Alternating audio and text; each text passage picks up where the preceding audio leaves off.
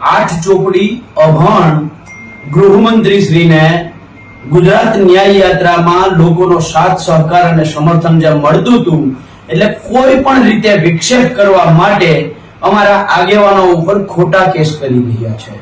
મારે એમને કહેવું છે કે જો કેસ કરવાનો આટલો જ શોખ હોય તો મોરબીમાં જે તમે નગરપાલિકાને સુપરસીડ કરી તો નગરપાલિકાના 52 કોર્પોરેટર, નગરપાલિકાના ચીફ ઓફિસર, મોરબી કલેક્ટર ઉપર કેસ કરો.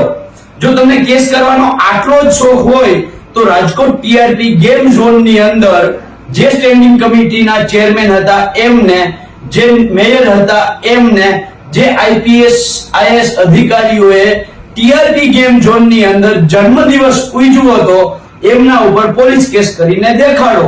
તમને એટલો જ પોલીસ કેસ કરવાના જો શોખ, હરખ, અભરખા હોય તો જસદણની અંદર જે બેન ઉપર બળાત્કાર થયો છે એ આરોપીઓ અને ભાજપના જ હોદ્દેદાર બહેનશ્રી કહે છે કે આના સિવાય 6 જણા મારી પાસે નામ છે કે જેણે સામૂહિક બળાત્કાર કર્યો છે, તો એમના ઉપર કેસ કરીને દેખાડો.